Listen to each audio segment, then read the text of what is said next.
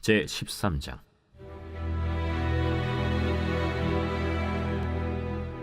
여로보암 왕 18째 해에 아비야가 유다의 왕이 되고 예루살렘에서 3년 동안 다스리니라. 그의 어머니의 이름은 미가야요 기브아 사람 우리엘의 딸이더라. 아비야가 여로보암과 더불어 싸울새 아비야는 싸움에 용감한 군사 40만 명을 택하여 싸움을 준비하였고, 여로보암은 큰 용사 80만 명을 택하여 그와 대진한지라.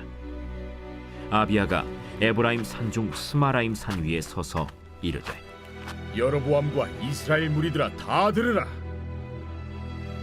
이스라엘 하나님 여호와께서 소금 언약으로 이스라엘 나라를 영원히 다윗과 그의 자손에게 주신 것을 너희가 알 것 아니냐? 다윗의 아들 솔로몬의 신한 느밧의 아들 여로보암이 일어나 자기의 주를 배반하고 남본 군과 잡배가 모여 따름으로 스스로 강하게 되어 솔로몬의 아들 르호보암을 대적하였으나, 그때에 르호보암이 어리고 마음이 연약하여 그들의 입을 능히 막지 못하였었느니라.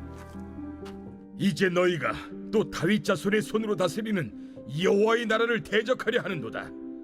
너희는 큰 무리요, 또 여로보암이 너희를 위하여 신으로 만든 금송아지들이 너희와 함께 있도다. 너희가 아론 자손인 여호와의 제사장들과 레위 사람들을 쫓아내고 이방 백성들의 풍속을 따라 제사장을 삼지 아니하였느냐? 누구를 막론하고 어린 수송아지 한 마리와 순양 7마리를 끌고 와서 장립을 받고자 하는 자마다 허무한 신들의 제사장이 될 수 있도다.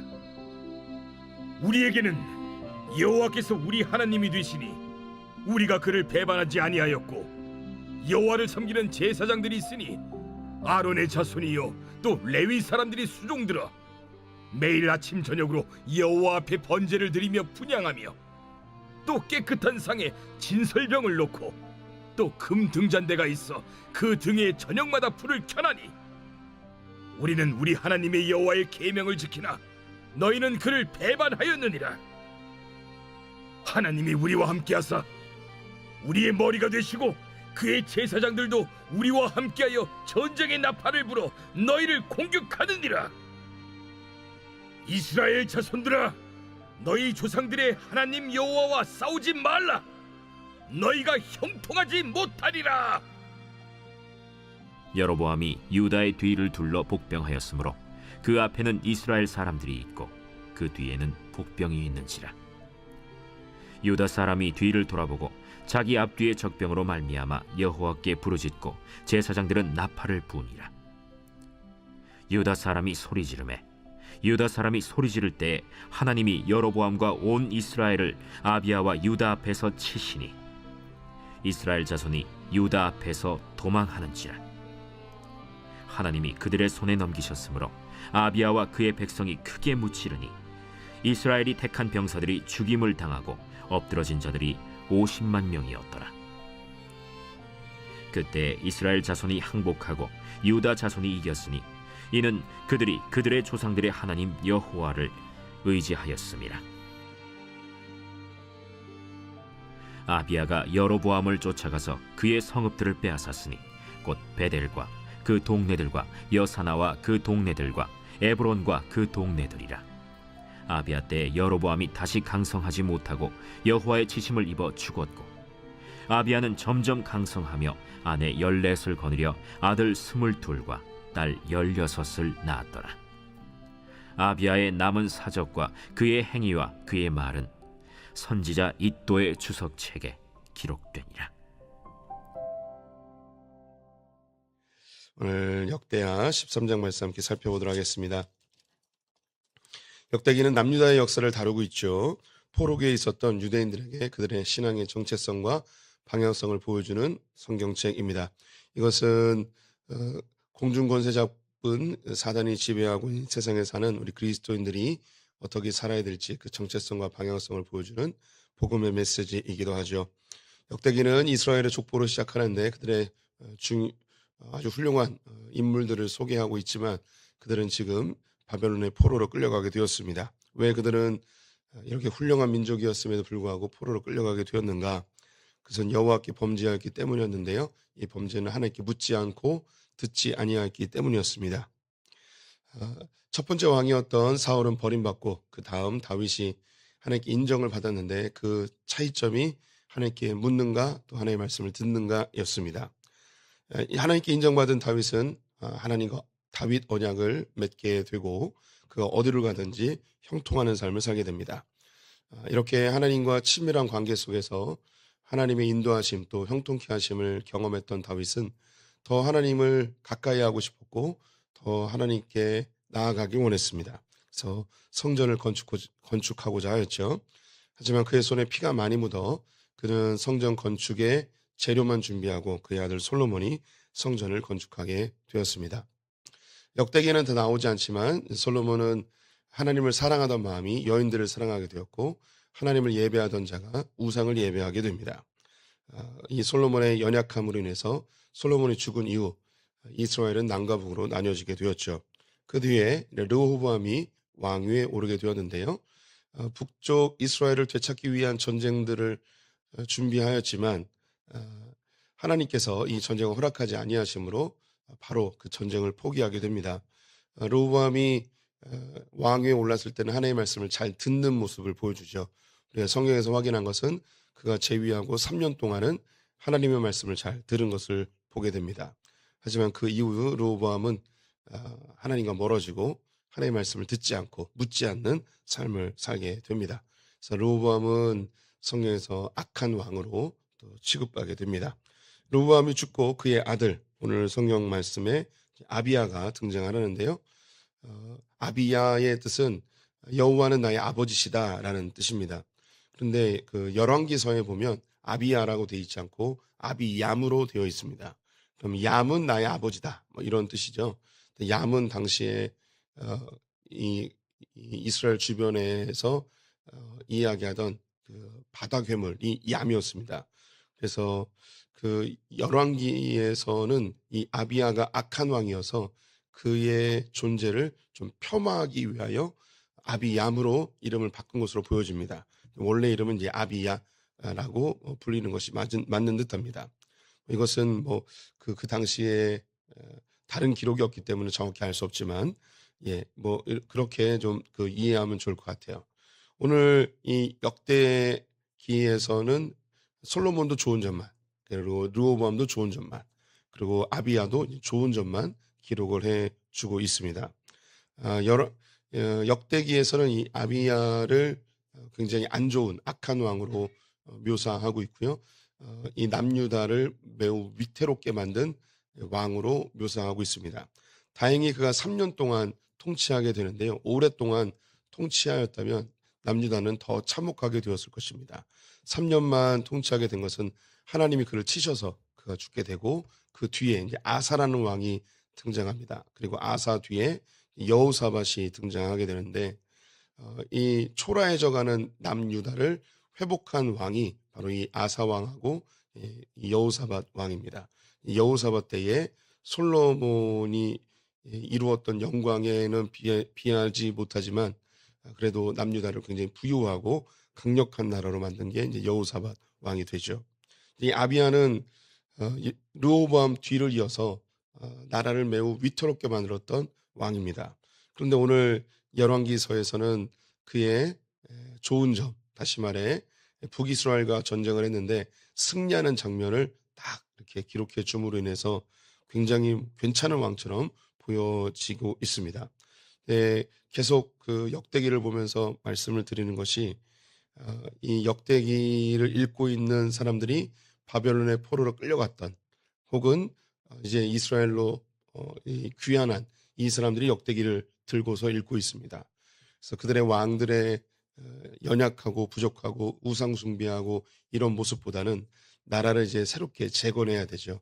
나라가 다 멸망하고 이제 새로운 나라를 만들고자 하는 그런 준비, 마음의 자세를 갖춰야 될 이 사람들에게 유다의 좋은 왕들의 좋은 점들을 보여주면서 그들을 격려하고 위로하고 너희들도 잘할 수 있다, 이렇게 방향성을 제시하는, 너희들도 너희의 선배 왕들처럼 이런 길을 걸어갔으면 좋겠다라는 그런 교훈적인 목적이 많이 담겨 있습니다.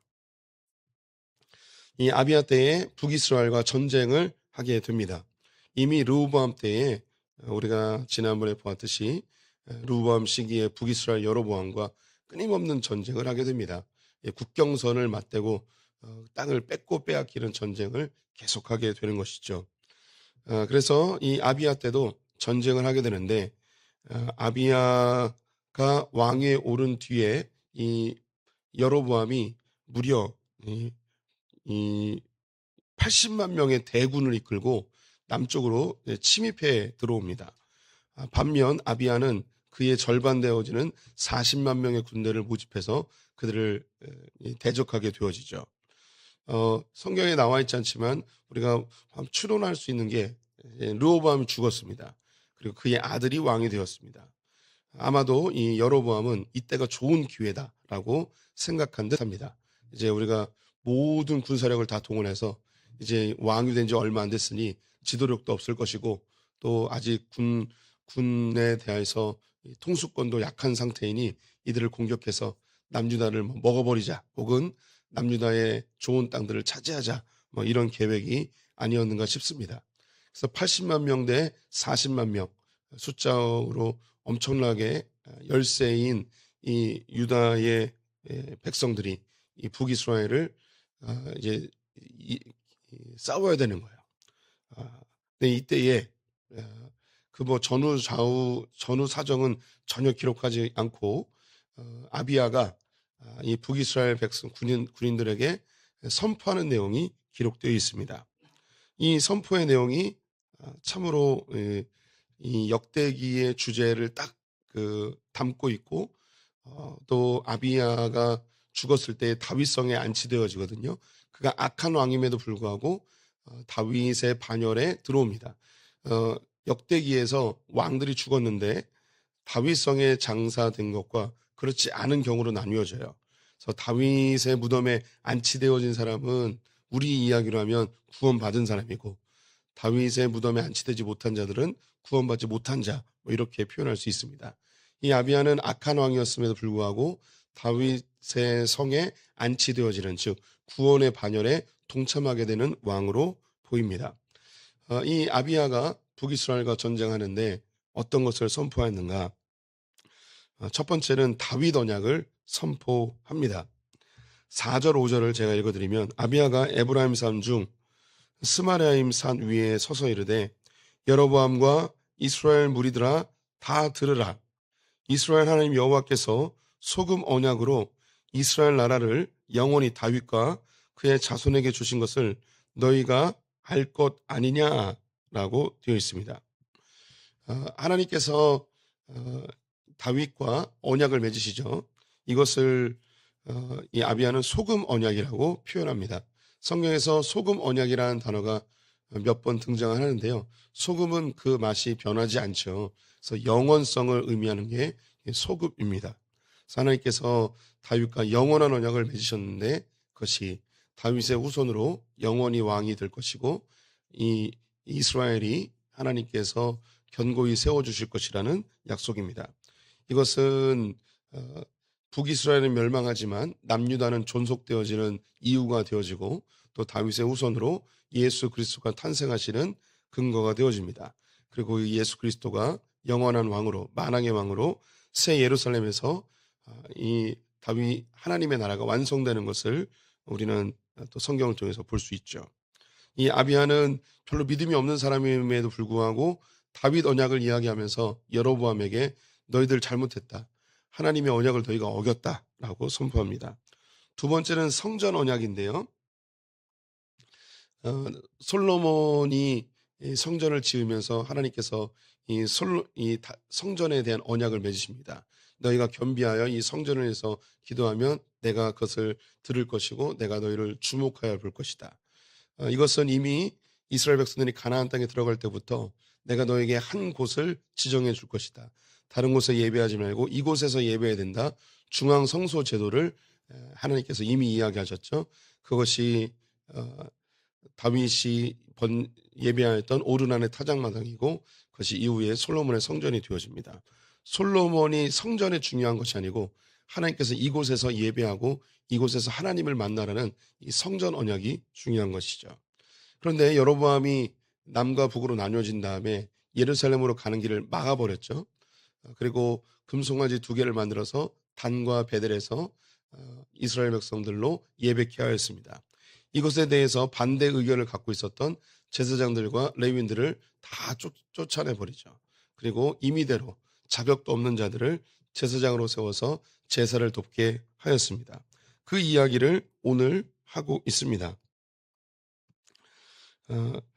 오늘 본문의 8절, 9절 제가 읽어보겠습니다. 이제 너희가 또 다윗 자손의 손으로 다스리는 여호와의 나라를 대적하려 하는도다. 너희는 큰 무리요 또 여로보암이 너희를 위하여 신으로 만든 금송아지들이 너희와 함께 있도다. 너희가 아론 자손인 여호와의 제사장들과 레위 사람들을 쫓아내고 이방 사람들의 풍속을 따라 제사장을 삼지 아니하였느냐? 누구를 막론하고 어린 숫송아지 1마리와 순양 7마리를 끌고 와서 장립을 받고자 하는 자마다 허무한 신들의 제사장이 될 수 있도다. 예, 하나님을 예배하는 것을 막아버리고 너희들이 금송아지를 만들어서 예배하고 있지 않냐. 아론의 후손인 제사장들과 레위인들 다 쫓아내고 누구든지 그냥 제사장 삼아주지 않았냐. 그들이 숫송아지 1마리하고 그리고 순양 7마리 가지고 오면 누구든지 제사장 만들어줘서 제사 드려주고 거기에 제물로 드려진 거 그들이 배를 채우고 재산을 축적하고 그렇게 만들지 않았냐 하면서 그들이 성전 언약을 버렸음을 지적합니다. 이 아비야는 그렇게 믿음이 좋은 사람이 아님에도 불구하고 다윗 언약과 성전 언약을 언급하면서 너희들이 잘못됐다라고 이야기하는 거예요. 그런데 큰 위기에 빠졌습니다. 이 여로보암이 이 아비야와 남유다의 군인들이 눈앞에 보이는 군대만 있는 것이 아니었고 그 뒤에 복병을 만들어 놨습니다. 그래서 이 복병들이 쳐들어오는 거죠. 소리가 나니까 뒤를 돌아보니까 복병들이 막 몰려오는 거예요. 앞에도 북이스라엘의 적, 뒤에도 북이스라엘의 적. 그래서 양쪽으로 포위되어 버린 이 남유다가 당황하고 두려움에 전의를 상실하게 되죠. 이때에 이 아비야가 그리고 남유다 사람들이 어떤 반응을 보였는지 보겠습니다. 13절부터 보시면 여로보암이 유다의 뒤를 둘러 복병하였으므로 그 앞에는 이스라엘 사람들이 있고 그 뒤에는 복병이 있는지라. 유다 사람이 뒤를 돌아보고 자기 앞뒤의 적병으로 말미암아 여호와께 부르짖고 제사장들은 나팔을 부리라. 유다 사람이 소리 지르매 유다 사람이 소리 지를 때에 하나님이 여로보암과 온 이스라엘을 아비야와 유다 앞에서 치시니. 이 아비야가 악한 왕이었어요. 역대기에서는 좋게 평가하지 않았어요. 그런데 이 열왕기에서는 좋게 평가하지 않았고 역대기에서는 그의 부족함은 다 빼고 북이스라엘과 전쟁하는데 위기의 상황에 앞뒤로 포위되었을 때 그들이 한 게 뭐냐면 하나님께 부르짖은 거예요. 하나님께 부르짖었더니 하나님께서 그들을 도와주셨습니다. 그래서 50만 명을 죽이게 됩니다. 그리고 이 전쟁의 패배로 충격을 받은 여로보암은 죽게 되죠. 이 아비야의 삶 속에 3년 동안 통치했습니다. 그 뒤에 하나님께서 그를 치셔서 그도 죽게 되는데 그가 잘한 거 하나, 3년 동안 통치하면서 악한 짓 많이 했는데 성경은 그 악한 거 하나도 기억 안 하고 하나님에게 잘한 거 요거 하나만 딱 기억하고 여기에 쓰고 그리고 그가 다윗성에 장사되어지는 구원의 반열에 오르는 것을 보게 됩니다. 이 역대기는 너무 은혜로워요. 우리 성도님들이 느끼시는지 모르겠는데 저는 역대기를 되게 좋아해요. 개인적인 얘기인데 제가 민수기 주석책을 쓰지 않았습니까? 제가 죽을 때까지 주석책을 더 쓰면 이 역대기를 꼭 쓰고 싶은 마음이 있어요. 역대기 너무 은혜로워요. 이 역대기에 나오는 왕들의 이야기, 아비야뿐만 아니라 이 왕들이 잘못한 거 되게 많은데 솔로몬도 그렇고 르호보암도 그렇고 이제 뒤에 나오는 다른 왕들도 그런데 나쁜 거 하나도 안 쓰고요. 신기한 게 잘한 거 하나, 요거 딱 써줘요. 100가지의 잘못한 게 있는데 이 역대기는 이거 다 기억하지 않고 잘한 거 예, 그거 하나만 딱 얘기합니다. 이 아비야 어떻게 보면 하나님 앞에 평생 죄만 짓고 산 사람일 수도 있어요. 그런데 딱 하나 잘했습니다. 북이스라엘과 전쟁하는데 포위되어서 오도가도 못하고 두려움에 휩싸여 있는데 그때에 하나님을 부릅니다. 하나님 살려주세요. 뭐 이랬겠죠. 그리고 그의 이 살려주세요. 우리 도와주세요. 이 기도의 근거가 뭐였냐면 다윗 언약과 성전 언약이었습니다. 그의 입으로 선포했던 북이스라엘을 향하여서 너희가 다윗 언약을 버렸다. 그리고 중앙 성소 제도인 성전 언약을 버렸다. 너희들 잘못했다. 이렇게 그 분명한 기준 앞에서 하나님께 기도하였더니 하나님이 도와주셨습니다. 하나님은 이 아비야에게 잘못한 거 100가지 하나도 신경 쓰지 않고 잘한 거 한 가지 요거만 보고 계셨는데 저와 우리 성도들을 향하여서도 주님은 그렇게 바라보십니다. 우리가 하나님의 눈으로 볼 때 우리가 잘한 게 뭐가 있겠습니까? 우리는 어쩌면 이 새벽기도 오면서부터 또 우리는 연약하고 부족한 모습을 발견할 수 있겠죠. 저도 오늘 새벽기도 오면서 큰 죄를 졌습니다. 제가 지은 죄는 뭐냐면 횡단보도를 무단횡단 2개나 했습니다. 큰 죄를 졌죠. 예. 주님이 그거 보시면 이 공중도덕도 안 지키는 놈 하면서 저를 징계하시기보다는 아이고 그래도 그렇게 횡단보도를 무단횡단하면서라도 새벽기도 오니 참 잘했다 이러실 분이 우리 하나님이신 거죠. 근데 이 세상은 그렇게 얘기 안 하죠. 아니 새벽기도 간다는 놈이 말이야. 횡단보도도 무단횡단하고 말이야. 그 세상은 이렇게 평가해요. 근데 우리 주님은 아유 그렇게 횡단보도를 무단횡단하면서도 나에게 그렇게 오고 싶었어. 이렇게 주님은 바라보시는 거죠. 이 하나님이 우리를 바라보는 모습이에요. 제가 뭐 제 그 한 예를 들었을 뿐인데 우리 성도님들도 이 새벽기도에 오면서 또 다른 죄를 질 수도 있어요. 우리는 이 새벽기도 오면서 우리 소풍교회는 아니겠지만 다른 교회는 새벽기도 하면서 그런 마음을 가져요. 나는 새벽기도 하는데 아이고 다른 사람 새벽기도 안 하고 말이야 하면서 이 자기가 새벽기도 한다는 우월감, 자기의 그리고 다른 사람을 정죄하고 판단하고 이런 마음들 이 하나님 보시기에는 이 새벽기도 온 것보다도 그렇게 정죄하고 판단하는 자기의에 사로잡혀 있는 그 자기 공로 의식에 사로잡혀 있는 그것을 더 질책하실 수도 있습니다. 하나님 앞에 우리의 내면 속에 있는 죄악들을 들추어낸다면 너무나 더러운 것들이 너무나 많죠. 근데 하나님은 그거 다 덮어주시고 그래도 주님 앞에 나와서 어떤 마음이든 어떤 자세든 주님 앞에 부르짖으려 하는 그 모습을 너무너무 예뻐하시는 그 하나님. 우리 인생 전체를 봤을 때 얼마나 수많은 어리석음과 연약함과 부족함이 우리 안에 많이 있습니까? 근데 주님은 그 모든 것들 다 뒤로 해버리고 우리에게 좋은 것 한 가지 그것만 보세요. 우리 성도님들이 잘한 거 있다면 그 뭘까요? 주님 저는 죄인입니다. 저는 예수님을 믿고 싶습니다. 예수 믿고 하나님의 자녀 되고 싶습니다. 저는 주의 이름을 부릅니다. 이거 하나, 요거 하나 보고 우리를 구원의 반열에 오르게 하시죠. 그래서 주님께서는요, 저와 우리 성도님들, 아니 모든 인류에 대해서 아무것도 안 보세요. 한 가지만 보세요. 부르짖는지. 성경이 그래서 그렇게 기록합니다. 주의 이름을 부르는 자는 구원을 얻으리로다. 이 아비야가 바로 그 대표적인 인물입니다. 그의 삶에 좋은 거 아무것도 없습니다. 그건 열왕기서에 자세히 나옵니다. 그런데 그에게 한 가지 잘한 게 있어요. 주의 이름을 불렀어요. 그랬더니 주님이 그를 구원해 주셨습니다. 우리 성도님들, 우리가 붙들 수 있는 건 다윗 언약과 성전 언약, 이것을 합치면 뭐가 되냐면 예수 그리스도의 십자가의 언약, 피의 언약입니다. 주의 이름, 예수 그리스도의 이름을 부르면 구원받습니다. 그리고 그 예수 그리스도를 믿는 자들은 하나님이 내 안에 들어오셔서 내가 성전이 되어지는 이 예수 그리스도의 십자가의 피가 이 다윗 언약과 성전 언약을 합치어서 완성시켜 버렸죠.